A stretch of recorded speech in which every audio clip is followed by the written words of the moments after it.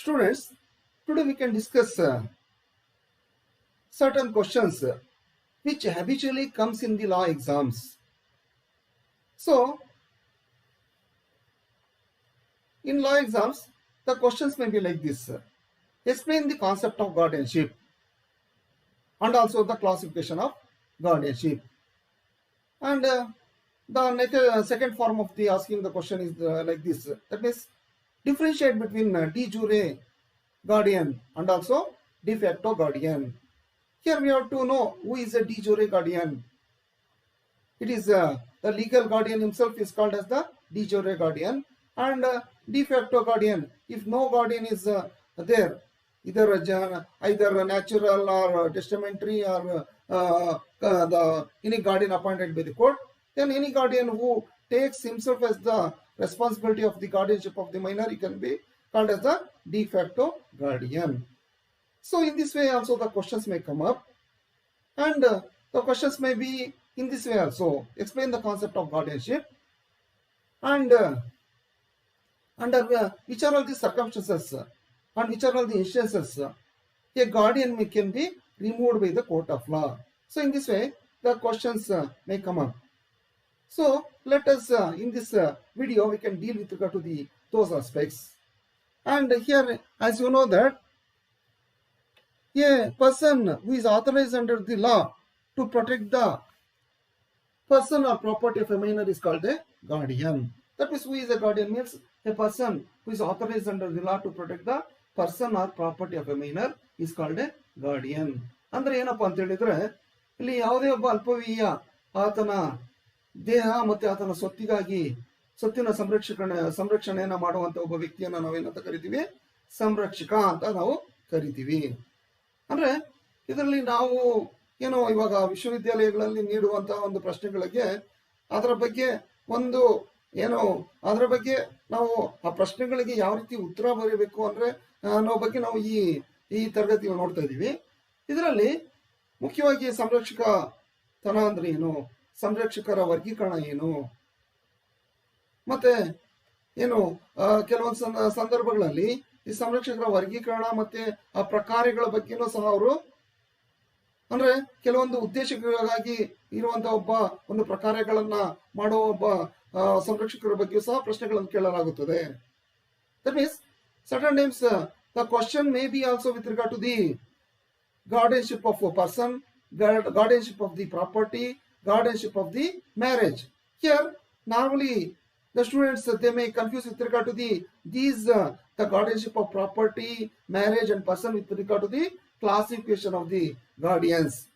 Here classification of the guardians has made on the basis of the legal position of the guardians. What is the position they are having? So under which they are having the legal position, on those aspects only the classification of guardians will be made.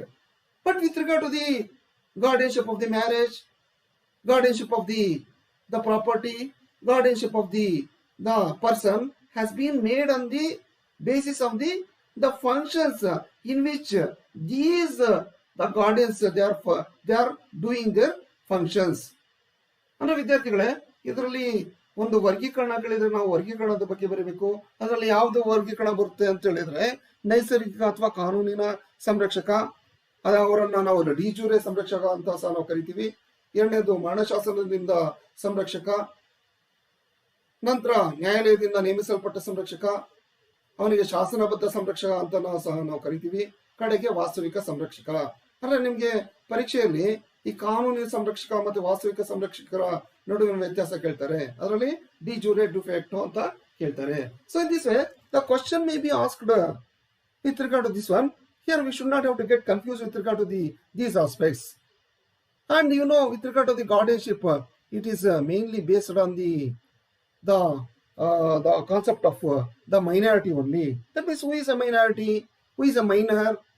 So with regard to that one, there are two laws are there. That is under Muslim law, the age of majority is regulated by two systems. That is the classical Muslim law and the statutory law.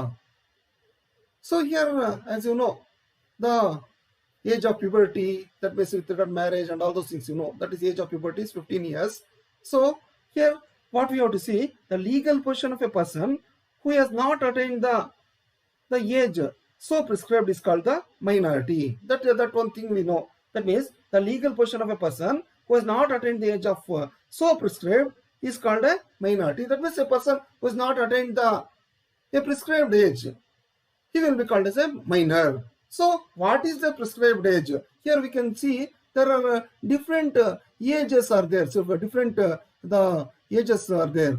So here under the Muslim law, the classical Muslim law, the age of majority has been taken with on the basis of if he or she has not attained the age of puberty, that is age of 15 years. So normally that is the yardstick which will be taken into account. ಅಂದ್ರೆ ಈ ಯಾವುದೇ ಒಂದು ಒಬ್ಬ ಅಲ್ಪವಯಸ್ಸಿಯು ಯಾವುದೇ ಒಬ್ಬ ವ್ಯಕ್ತಿಯು ಒಂದು ಗೊತ್ತು ಮಾಡಲ್ಪಟ್ಟ ವಯಸ್ಸನ್ನ ಮುಟ್ಟದಿರುವ ಒಂದು ಕಾನೂನು ಸ್ಥಿತಿಯನ್ನ ನಾವೇನಂತ ಕರಿತೀವಿ, ಅಲ್ಪವಯಿ ಅಂತ ಕರಿತೀವಿ. ಅಂದ್ರೆ ಇಲ್ಲಿ ಗೊತ್ತು ಮಾಡಲ್ಪಟ್ಟ ಅಂದ್ರೆ ಯಾವುದನ್ನ ಗೊತ್ತು ಮಾಡಲ್ಪಟ್ಟಿದ್ದಾರೆ, ಯಾವ ವಯಸ್ಸಿನ ಮಾಡಿದ್ದಾರೆ ಅಂದ್ರೆ ಆ ವ್ಯಕ್ತಿಯು ಆ ಕಾನೂನು ಸ್ಥಿತಿಯನ್ನ ಮುಟ್ಟದಿದ್ರೆ ಅವನನ್ನ ಅಲ್ಪವಯಿ ಅಂತ ನಾವು ಕರಿತೀವಿ. ಅಂದ್ರೆ ಇದರಲ್ಲಿ ಗೊತ್ತು ಮಾಡಲ್ಪಟ್ಟ ಒಂದು ಅವಧಿ ಯಾವ್ದಂದ್ರೆ ಇಸ್ಲಾಮಿನ ಕಾನೂನು ಪ್ರಕಾರ 15 ವರ್ಷ. ಅಂದ್ರೆ ಒಂದು ಆಯ್ಕೆಯ ತಾರುಣ್ಯ ವ್ಯವಸ್ಥೆ, ಆಪ್ಷನ್ ಆಫ್ ಪ್ಯೂಬರ್ಟಿ ಅಂತ ನೀವು ಕೇಳಿದ್ದೀರಾ, ಅದು 15 ವರ್ಷ. But with regard to the Indian Majority Act of 1875, that is 18 years. And with regard to the guardianship and Watts Act, that is 21 years. So with regard to the filing of the suits, with regard to the marriage, with regard to the dower, with regard to the divorce, the age which will fluctuate. That means with regard to the filing the cases, filing the cases is here is 18 years. That means under the age of 18 years, a minor cannot file a suit relating to his or her marriage, even with regard to dower, divorce, without the next friend. So that aspect ಅಂದ್ರೆ ಇದು ಒಂದು ವಯಸ್ಸಿನ ಒಂದು ನಿರ್ಧರಣೆ ಈ ಯಾವ ರೀತಿ ಆಗುತ್ತೆ ಅಂತ ಹೇಳಿದ್ರೆ, ಇವಾಗ ಮದುವೆಯ ಒಂದು ವಯಸ್ಸು ಒಂದು ತಾರುಣ್ಯದ ಆಯ್ಕೆ ಅನ್ನೋ ಬಗ್ಗೆ ಬಂದ್ರೆ 15 ವರ್ಷ ಒಬ್ಬ ಹುಡುಗ ಮದುವೆ ಮಾಡ್ಕೋಬಹುದು. ಮತ್ತೆ ಅದರ ಬಗ್ಗೆ ಅವ್ರಿಗೆ ಡೈವರ್ಸು ಅಂದ್ರೆ ವಿವಾಹ ವಿಚ್ಛೇದನ, ಮದುವೆ ಮತ್ತೆ ಕನ್ಯಾಶುಲ್ಕ ಎಲ್ಲ 15 ವರ್ಷ. ಒಬ್ಬ ಮುಸ್ಲಿಂ ಪುರುಷ ಅಂದ್ರೆ 15 ವರ್ಷ ಮೀರಿರುವ ವ್ಯಕ್ತಿಗೆ ಅದೆಲ್ಲ ಅನ್ವಯ ಆಗುತ್ತೆ. ಆದ್ರೆ ಅವನ ದಾವೆಯನ್ನ ಹೂಡ್ಬೇಕಂದ್ರೆ ಅವನು 18 ವರ್ಷವನ್ನ ತುಂಬಿರ್ಬೇಕು. ಮತ್ತೆ ಭಾರತೀಯ ವಯಸ್ಕ ಅಧಿನಿಯಮದ ಪ್ರಕಾರ ಆತನಿಗೆ 18 ವರ್ಷ ಆಗಿರ್ಬೇಕು. ಮತ್ತೆ ಈಗ ಅಲ್ಪವಯ ಸ್ವತ್ತಿನ ಸಂರಕ್ಷಕರ ಅಧಿನಿಯಮ ಅಂದ್ರೆ ಗಾರ್ಡಿಯನ್ ಅಂಡ್ ವಾಟ್ಸ್ ಆಕ್ಟ್, ಅದರ ಪ್ರಕಾರ 21 ವರ್ಷ ಆಗಿರ್ಬೇಕು. So this is with regard to the age concept. So let us see what is there with regard to the classification of guardians. ಈಗ ನಾವು ಒಂದು ಯಾವ್ದ್ರ ಬಗ್ಗೆ ನಾವು ಚರ್ಚೆ ಮಾಡೋಣ ಅಂದ್ರೆ ಒಂದು ಸಂರಕ್ಷಕರ ವರ್ಗೀಕರಣವನ್ನ ನೋಡೋಣ. Here, who is a natural or legal guardian? Here, natural guardian is a person who has a legal right to control and supervise the activities of a child. So here, father is considered as the natural guardian under all the schools of Muslim law. Here, if here there are certain gradation has been given. The father, that means the priority list has been given. The father can act as the natural guardian of a minor person, and in his absence, executor of the father. So in the absence of executor of father, next is the paternal grandfather, then executor of the paternal grandfather. But with regard to the Shia law, in the absence of the father, only paternal grandfather he will come. So that is the first thing we have to explain with regard to the natural guardian. And next is testamentary guardian. Testamentary guardian is a person who is appointed as a guardian of a minor under a will. That these aspects that means if any person has been appointed as the guardian by way of will, he can be called as a the testamentary guardian. Here, paternal grandfather also has got a right to appoint a testamentary guardian, and this aspect we have seen in our previous video. Here, what I am discussing here, we are discussing with regard to the classification of guardians with regard to the concept of which are all the instances a guardian can be removed by the court of law. So that is the second thing with regard to the testamentary guardian.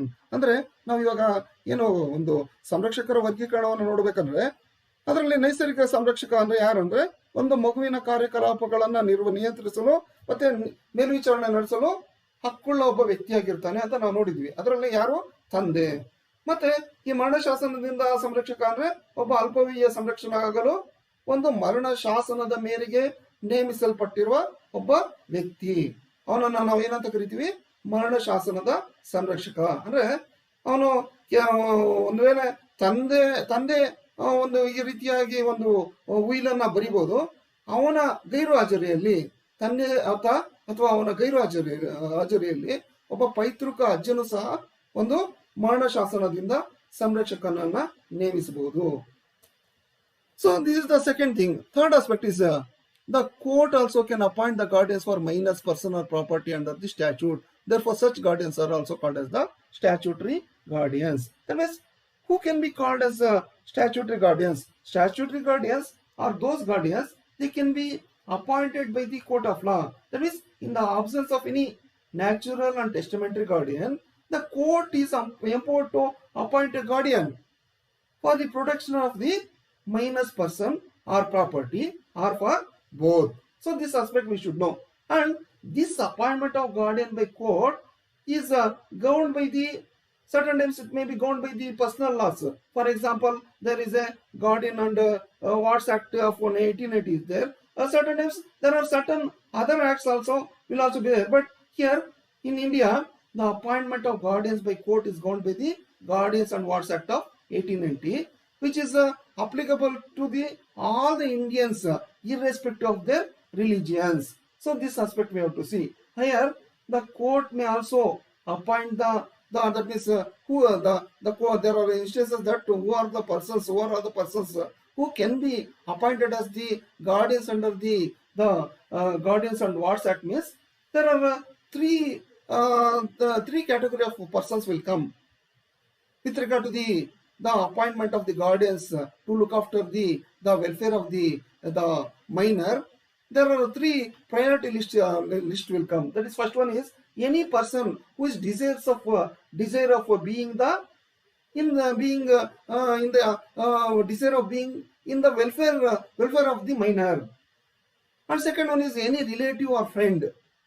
Third one is the collector of the district in which the minor who resides. That means here with regard to who can be appointed as the guardian by the court of law is under this Guardians and Watts Act. Means here these are all the three persons, this category of persons they can be appointed as the guardians to look into the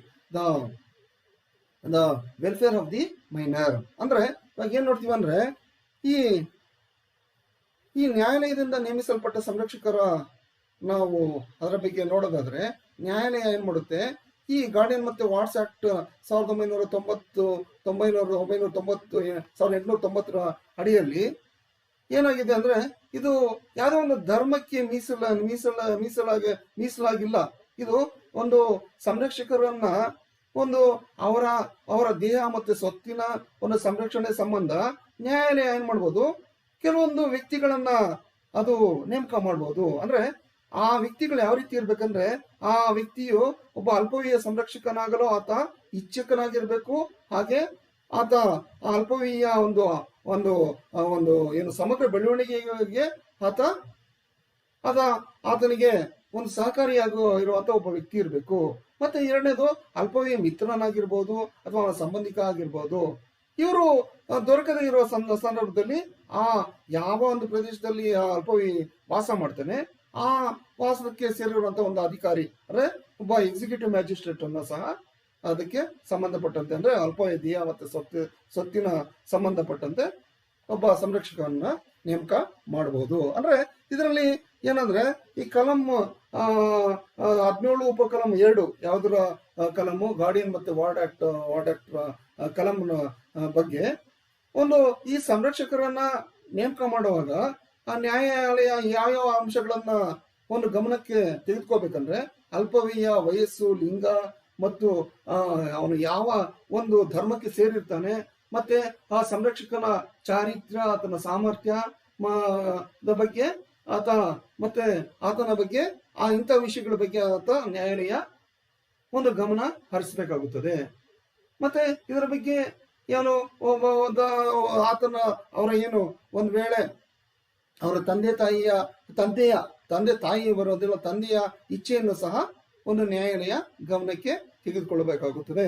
here the court has to take consideration with regard to the welfare of a minor and age, sex and religion of the minor, and character and capacity of the proposed guardian under section 17 class subclass 2. So these are all the aspects we see with regard to the guardians appointed by the court of law. And here with regard to the de facto guardian, here with regard to de facto guardian only, we don't get the sufficient information. So we have to prepare certain information, because in the examination, if the question has been asked with regard to the making the comparison between de jure guardian and the de facto guardian, we have to write the considerable portion of the legal content of the aspect. So that's why you have to make the separate the question and answer with regard to this de jure guardian and the de facto guardian. Here natural guardian is also called as the de jure guardian, and with regard to the de facto guardian is a person who is neither a legal guardian nor a testamentary guardian or a statutory guardian, but he himself assumes the custody and care of a child. That means if nobody is there, if some person he himself assumes the charge of the minor, or he takes the care of the child, then he can be called as a de facto guardian. So now we have covered what is meant by guardianship, and we have briefly seen the difference between the guardians, that is natural guardian and de facto guardian and testamentary guardian and the guardians appointed by law. And also we have discussed who are all the guardians, what is the difference between the guardianship of the person, guardianship of the marriage, guardianship of the property. So on the basis of the functions, these guardians will be guardianship will be determined. But with regard to the classification of guardians, on the basis of their position, their guardianship will be determined. Here the natural guardian, he may act as the guardianship of he may perform the duties of guardianship of marriage, he may perform the duties of guardianship of person, he may perform the duties of guardianship of property also. ಅಂದ್ರೆ ವಿದ್ಯಾರ್ಥಿಗಳೇ, ಇದರಲ್ಲಿ ನೀವು ಏನೋ ಒಂದು confuse ಮಾಡ್ಕೊಳ್ಳುವಂತ ವಿಷಯ ಇಲ್ಲ. ಯಾವ್ದ್ರಲ್ಲಿ ಒಂದು ಅಲ್ಪ ಯಾವುದು ಸಂರಕ್ಷಕರ ವರ್ಗೀಕರಣದ ಬಗ್ಗೆ ಮತ್ತೆ ಸಂರಕ್ಷಕರ ಪ್ರಕಾರಗಳ ಬಗ್ಗೆ.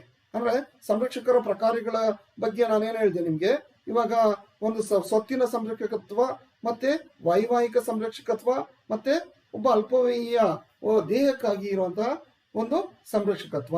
ಅಂದ್ರೆ ಅಲ್ಲಿ ವೈವಾಹಿಕ ಸಂರಕ್ಷಕತ್ವ ಮತ್ತೆ ಸ್ವತ್ತಿನ ಸಂರಕ್ಷಕತ್ವ ಮತ್ತೆ ಅಲ್ಪವಯೀಯ ದೇಹಕ್ಕಾಗಿ ಇರುವಂತಹ ಒಂದು ಸಂರಕ್ಷಕತ್ವ, ಅದು ಪ್ರಕಾರಗಳಲ್ಲಿ ಬರುತ್ತೆ. ಅಂದ್ರೆ ಅದು ಏನು ಒಂದು ಕಾರ್ಯ ಅನ್ನೋ ಉದ್ದೇಶಕ್ಕಾಗಿ, ಒಂದು ನಿರ್ದಿಷ್ಟ ಉದ್ದೇಶಕ್ಕಾಗಿ ಇರುವಂತಹ ಒಂದು ಸಂರಕ್ಷಕತ್ವ ಬಗ್ಗೆ ಬರುತ್ತೆ. ಅರೆ ನಾವು ವರ್ಗೀಕರಣವನ್ನು ನೋಡುವ ವಿಷಯಕ್ಕೆ ಬಂದಾಗ, ಇಲ್ಲಿ ವರ್ಗೀಕರಣದ ವಿಷಯದ ಬಗ್ಗೆ ನಾವು ಬಂದಾಗ ಅವರ ಒಂದು ಕಾನೂನಿನ ಸ್ಥಾನಮಾನದ ಮೇಲೆ ಇದು ವರ್ಗೀಕರಣವನ್ನ ನಾವು ಮಾಡಲಾಗುತ್ತದೆ. ಅಂದ್ರೆ ಈ ಕಾನೂನಿನ ಸ್ಥಾನಮಾನದಲ್ಲಿ ಇರುವಂತಹ ಒಂದು ವ್ಯಕ್ತಿಗಳು ಅಂತ ಒಂದು ಪ್ರಕಾರಗಳನ್ನ ಮಾಡಬಹುದು. ಅಂದ್ರೆ ಅವರು ಎಲ್ಲರೂ ಆ ಪ್ರಕಾರಗಳನ್ನ ಮಾಡಕ್ಕಾಗಲ್ಲ. ಅಂದ್ರೆ ಇವಾಗ ನೈಸರ್ಗಿಕ ಒಬ್ಬ ಸಂರಕ್ಷಕ ಮಾಡಬಹುದು. ಆದ್ರೆ ಬೇರೆ ಏನು, ಇವಾಗ ಟೆಸ್ಟಮೆಂಟ್ರಿ ಗಾರ್ಡಿಯನ್ ಅಂದ್ರೆ ಒಂದು ಮರಣ ಶಾಸನದ ಮೂಲಕ ಮಾಡಲ್ಪಟ್ಟ ಒಬ್ಬ ಸಂರಕ್ಷಕ. ಅಂದ್ರೆ ಮರಣಶಾಸನದಲ್ಲಿ ಯಾರು ಒಬ್ಬ ಮರಣ ಹೊಂದಿದ ವ್ಯಕ್ತಿ ಅಂದ್ರೆ ಆ ಅಲ್ಪವಿಯ ತಂದೆ ಆಗ್ಬೋದು, ತಾತ ಆಗಿರ್ಬೋದು, ಒಂದು ನಿರ್ದಿಷ್ಟ ಉದ್ದೇಶವನ್ನು ಹೇಳ್ತಾರೆ. ಅಂದ್ರೆ ನೀನ್ ಬರೀ ಸ್ವತ್ತನ್ನ ಮಾತ್ರ ನೋಡ್ಕೊಳಪ್ಪ. ಅಂದ್ರೆ ಅವನು ಏಜಿಗೆ ಬರೋ ಮುಂಚೆ ಯಾರು ಆ ಹುಡುಗ ಒಂದು ನಿಶ್ಚಿತ ಒಂದು ಅವನು ಮೆಜಾರಿಟಿಗೆ ಬರೋವರೆಗೂ ಈ ಸ್ವತ್ತಿನ ಬಗ್ಗೆ ಮಾತ್ರ ನೀನು ನೋಡ್ಕೊ ಅಂತ ಹೇಳಿದ್ರೆ ಬರೀ ಸ್ವತ್ತಿನ ಬಗ್ಗೆ ಮಾತ್ರ ಆತ ನೋಡ್ಕೋಬೇಕಾಗುತ್ತದೆ. ಅದರಲ್ಲಿ ಅವನ ಒಂದು ವೈವಾಹಿಕ ಕಾರ್ಯವನ್ನು ಮಾಡಲು ಬರುವುದಿಲ್ಲ. So let us see the aspect of the instances under which the guardian can be removed. So here there are 10 instances are there.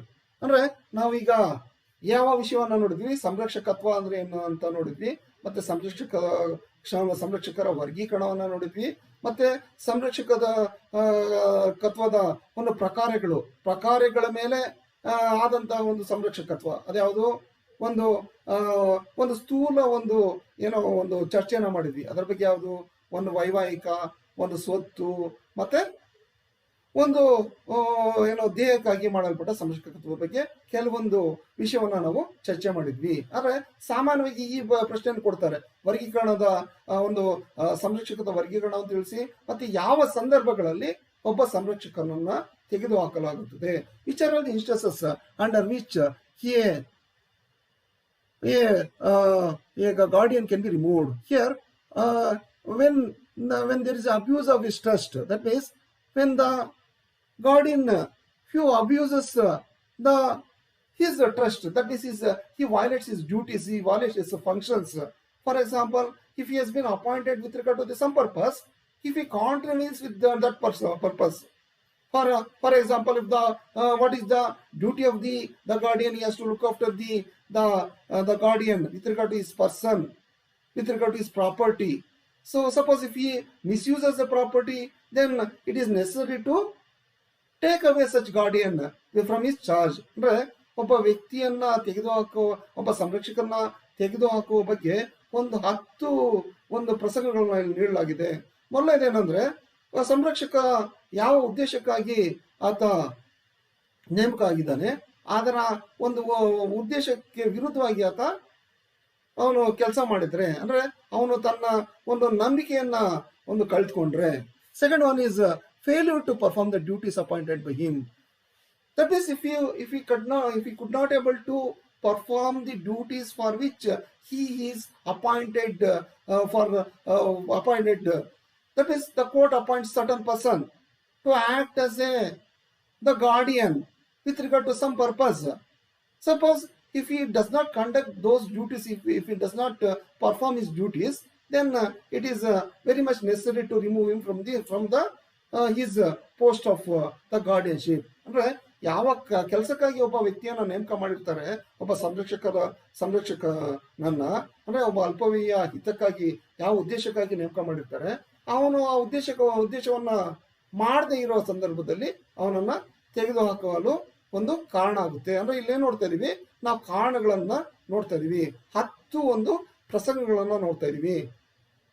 Third aspect is not in the capacity to perform the duties. That means the guardian could not able to function. That means it is not in his reach. He could not able to function, maybe because of his age, or it may be anything. So at that time also he can be removed. ಅಂದ್ರೆ ಯಾವುದೇ ಒಂದು ಕಾರಣಕ್ಕಾಗಿ ಒಬ್ಬ ಸಂರಕ್ಷಕ ಅವನು ತನ್ನ ಒಂದು ಕಾರ್ಯವನ್ನ, ಅಂದ್ರೆ ಯಾವ ಉದ್ದೇಶಕ್ಕಾಗಿ ಆತನ ನೇಮಕ ಮಾಡಲಾಗಿದೆ, ಅವನು ಆ ಕಾರ್ಯವನ್ನ ಮಾಡೋದಕ್ಕೆ ಕೆಲವೊಂದು ಕಾರಣಗಳಿಂದ ಸಾಧ್ಯವಾಗದೇ ಇರೋ ಸಮಯದಲ್ಲಿ ಅವನನ್ನ ತೆಗೆದುಹಾಕಬಹುದು.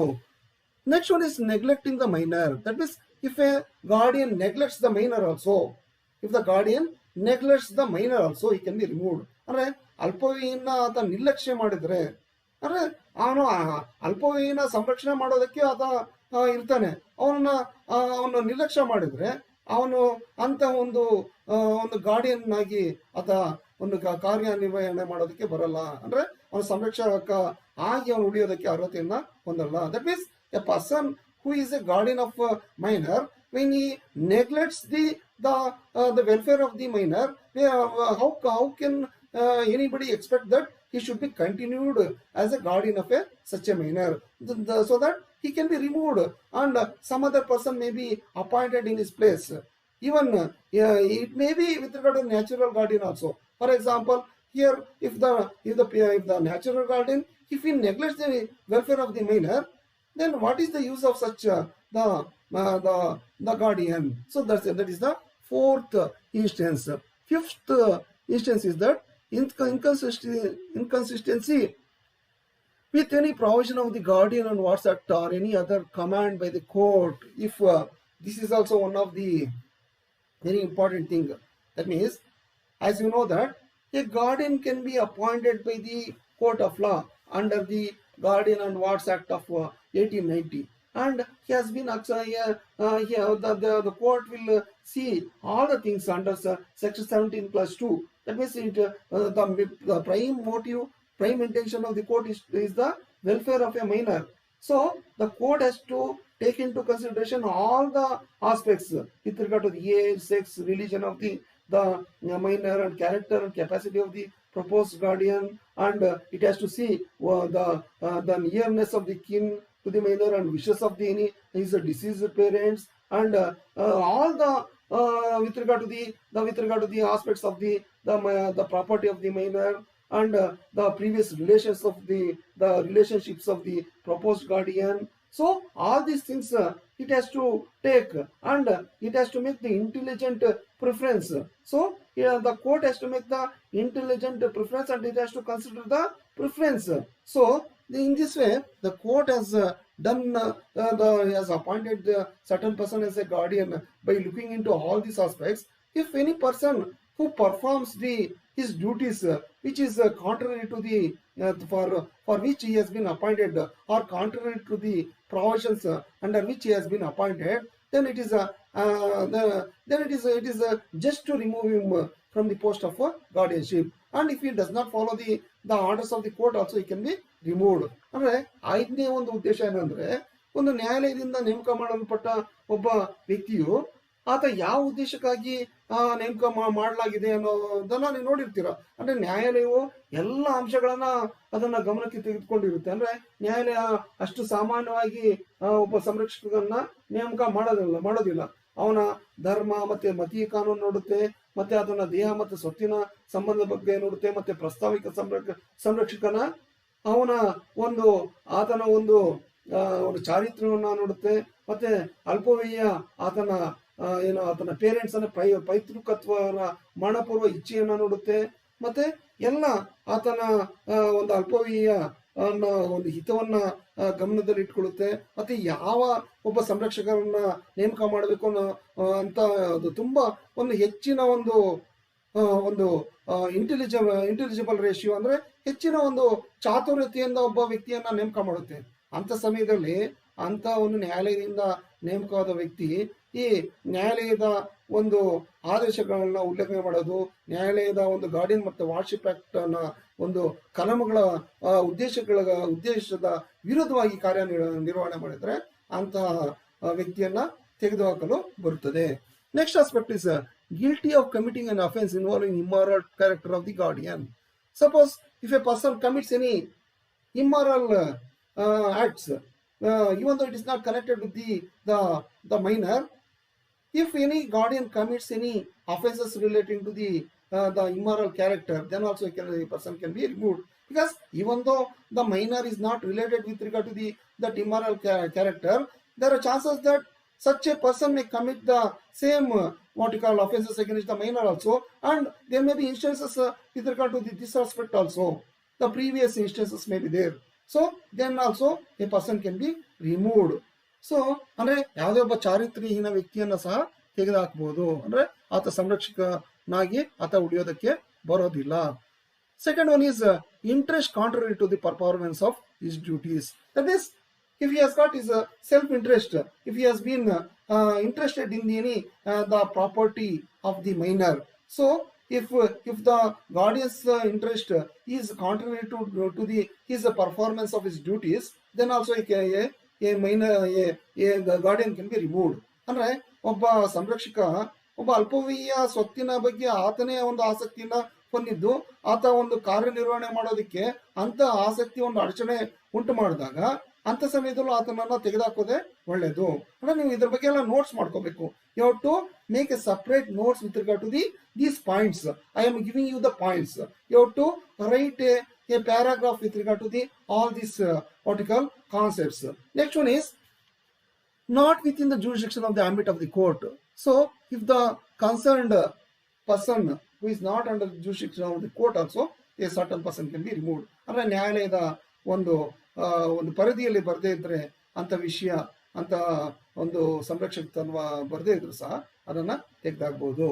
Next one is the bankruptcy or insolvency of the guardian. This is the common thing. This aspect will deter a person from doing anything, any contractual aspect, any aspect. That means if any person is insolvent, bankrupt, he should not be given any what you call responsibility. He could not able to contract anything. So if any person has become bankrupt or insolvent, then also a guardian can be removed. ಅಂದ್ರೆ ಯಾವುದೇ ಒಬ್ಬ ವ್ಯಕ್ತಿ ದಿವಾಳಿತನ ಆದ್ರೆ ಅದನ್ನು ಯಾವುದೇ ಒಂದು ಕರಾರು ಮಾಡ್ಕೊಳ್ಳೋದಕ್ಕೆ ಬರಲ್ಲ. ಮತ್ತೆ ಕಾನೂನಿನ ಪ್ರಕಾರ ಆತನಿಗೆ ಒಂದು ಕಾನೂನಿನ ಪ್ರಕಾರ ಆತನಿಗೆ ಶಿಕ್ಷೆಯನ್ನು ಕೊಡೋದಕ್ಕೆ ಬರಲ್ಲ.